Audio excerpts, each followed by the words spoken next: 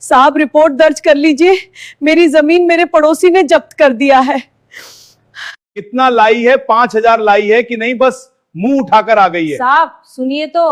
हाँ जी साहब, रिपोर्ट तो फ्री में लिखी जाती है ना, कोई पैसे नहीं लगते हैं। हाँ बिल्कुल फ्री है। फिर भी पैसे मांग रहे हैं। चल भाग यहां से, जब पैसे नहीं रहते तो तुम लोग क्यों आते हो? सुबह का वक्त था। सोनिका मैडम आर्मी जवान की कैप्टन आज थाने के बाहर भिखारी का रूप बनाकर बैठी थी ताकि उनको कोई पहचान न सके। उनको कुछ दिन से अपने खुद के ऑफिसरों पर शक हो रहा था। तभी वह गंदे हालत में थाने के अंदर दाखिल होती है और एक कोने में टेबल पर बैठकर अपनी बारी का इंतजार करने लग जाती है। उसी वक्त एक बुढ़िया रोते हुए दरोगा के पास गई और बोली, बेटा मेरी शिकायत दर्ज कर लो, मेरा बेटा 2 दिन से गायब है, नहीं मिल रहा। तभी दरोगा बोलता, कितना लाई है? बुढ़िया बोलती है, साहब हम लोग गरीब हैं, मैं खुद घरों के झाड़ू पोंछा करके गुजारा करती हूँ। तभी दरोगा गुस्से में बोलता, तो किसने बोला तुझे यहाँ फ्री का काम होता है? जा, जब पैसे हो जाए तो आना।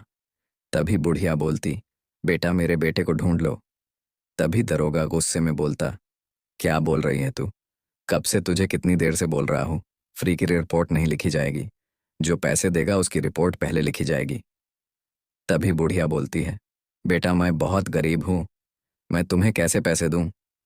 तभी दरोगा गुस्से में बोलता, तुझे एक बार समझ नहीं आया, मेरा वक्त बर्बाद मत कर, तेरे जैसे फ्री नहीं बैठा हूँ, तेरी खबर किसी को मिलेगी भी नहीं। तभी बुढ़िया खड़ी ही रहती।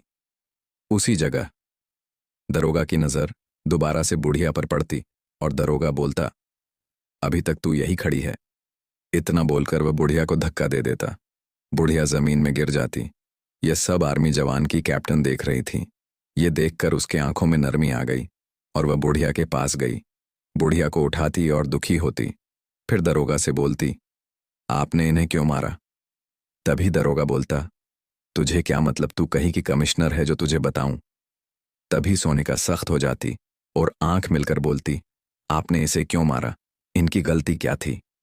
तभी दरोगा गुस्से में बोलता, तू मुझसे जवान लड़ाएगी, तुझे अभी अंदर डालूंगा, ऐसा केस बनाकर जिससे जिंदगी भर जेल के चक्कर काटते रह जाएगी।